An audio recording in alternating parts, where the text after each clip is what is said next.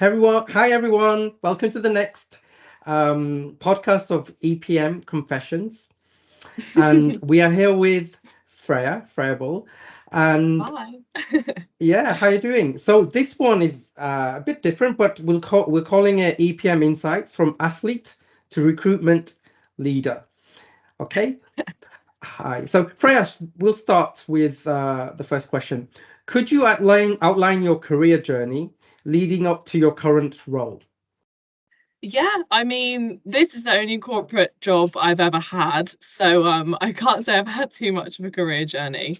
But I started working at my company all about 2.5 years ago, almost 3 years ago. Um, Joined a recruiter actually reached out to me and said, your background in sport would be really good for recruitment and sales. What do you think? Um, and I at the time was playing hockey. I was still at college, so I didn't really know if that's what I wanted to do or not. So I thought I'd give the interview process a go, and then it went really well. I then thought, oh, I'll only stay for a year, and then I'll see what I want to do after that. Recruitment isn't forever, and I've never looked back. And I think recruitment is forever. So yeah. Cool. Thank you so much. So what key factors do you consider when matching candidates to EPM roles? So the first obviously is the technical skills. You're not going to place someone into a hands-on developer role who hasn't even touched that application. So that's obviously the first point of call. My colleague makes a joke that I match personalities. So I think I have a good understanding of like the companies and the people that I work with. I think the most difficult thing, the requirements are super narrow. So if a company wants someone on site or if they have a low budget for the role, at that point, it's not about matching candidates, but more so like walking through with the client what they can actually get and trying to make them understand that this unicorn that they would like, maybe with their certain requirements, doesn't exist. So yeah, I'd say they're the main things. Cool. Okay, so how has the field of EPM recruitment evolved during your tenure? So I'd say the main thing obviously is when Oracle went from on-prem to cloud, and that kind of change of need. Obviously, there was a big change from HFM to FCC, and that was huge kind of throughout, which worked in OneStream's favor a lot with those HFM candidates. But I would say, especially when thinking about consultancies, I think there's just an increased need for people that are still technical. A lot of people move up, they become more functional managers in a lot of the way that they work, which is good. And there's definitely a place for them, but there is certainly like a high need for those people that can lead projects and still do the groovy, like write the business rules where necessary. And then obviously I don't know, general consolidation in the industry. So many companies are coming together. I've been lucky that I've been able to maintain those relationships when companies have merged or whatever it may be. But it's going to be interesting to see what it looks like in a couple of years, I think. Yeah, definitely. So what's a common misconception about the recruitment industry you'd like to address? That we're all horrible people. Mm. I just think, the conception is that, recruiters are just going to sell you whatever they have, that they don't care, that they send people's resumes without asking, that everything's just for a fee. But I think our company is truly different in the way that we work. And I am so good at selling our services as an organization because I do believe that we do things in the best way possible. Sure. Like we make really good relationships with our candidates. We are very honest with their capabilities to clients. So if they're not going to be able to do what the client wants, we're going to be very upfront about that. And yeah, I think the way that we do things is a lot more consultative and relationship building rather than like cowboy recruiters on the phone every day. So yeah, I think, and also it's just nice to build relationships. Yeah. I want to actually speak to my clients and understand more about them rather than this conception that it's sort of a, in out sort of relationship. Okay, thank you. So, could you share your experience as an athlete that has shaped your work ethic?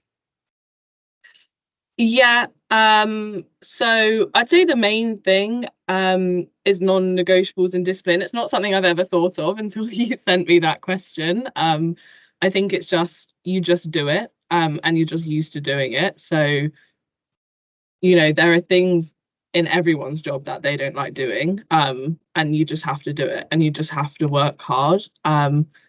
And like prioritizing is obviously super important. I remember I was playing an international game in Germany on the day of my high school prom. Wow. So, when you're 18, that's all you want to do, but there are some Yeah. things which are just simply more important.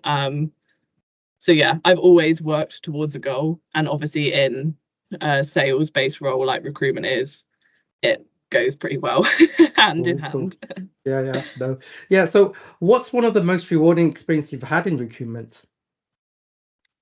So someone once told me that I changed the life of their unborn child. So that Wow. was quite nice to hear. No.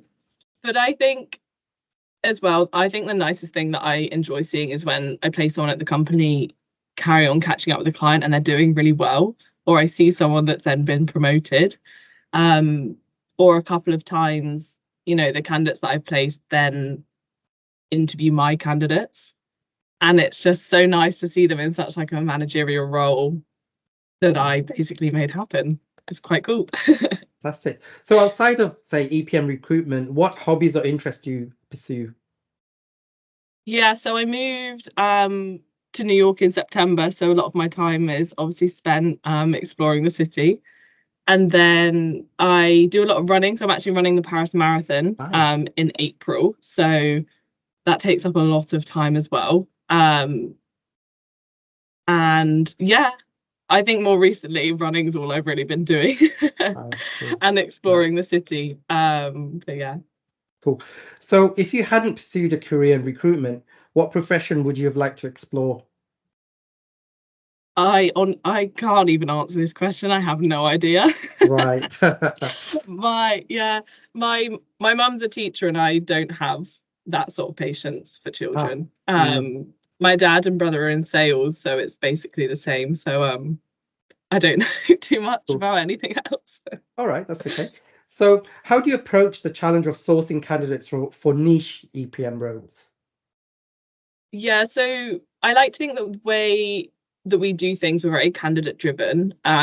So a lot of what we spent our time doing is just finding the best candidates and just making instructions, and saying like, we might not have anything now, but in the future. So when we get a role, we obviously go through our system of existing candidates, do another fresh search, and we do a lot through referrals as well. So if I'm speaking to a candidate, I'll always ask, oh, do you like, I've got this really hard role to fill. I don't suppose you know an EDMCS like Oh, admin yeah, somewhere.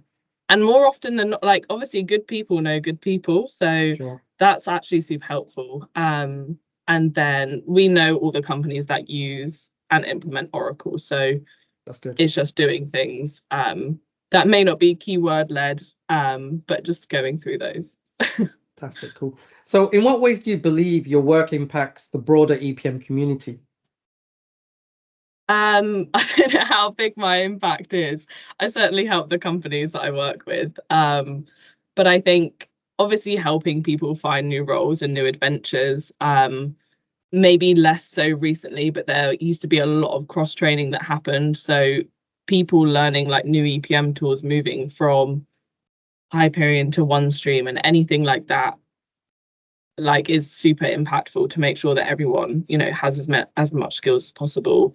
Just making introductions, making companies aware of what else is out there. We obviously start with EPM, but our larger company have a kind of broad offering. So yeah, I'd just say it's kind of the connections that you're making between people probably impacts.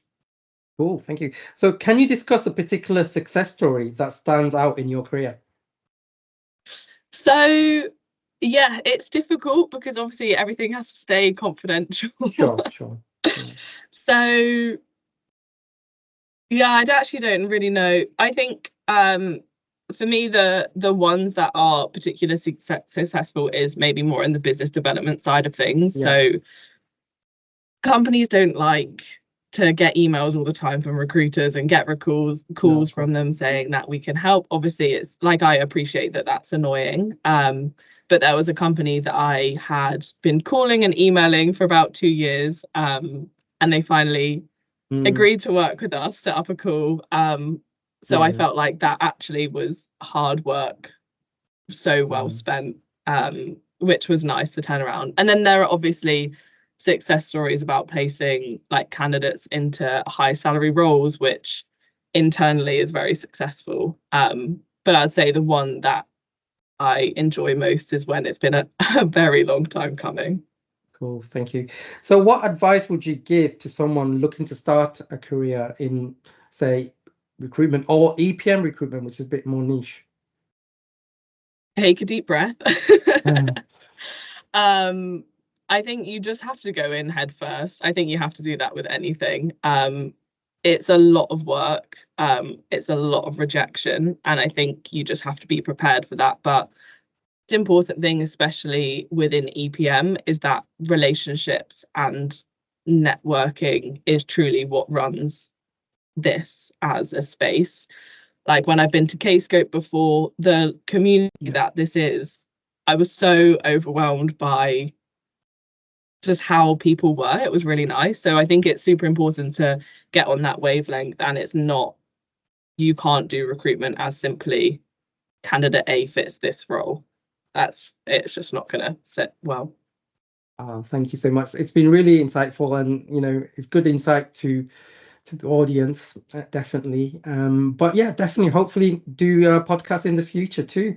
And Yeah. yeah, definitely had fun. So had a great podcast and have a good day. Take care then. Thanks so Bye-bye. much, Tim. I'll speak to you later. Bye.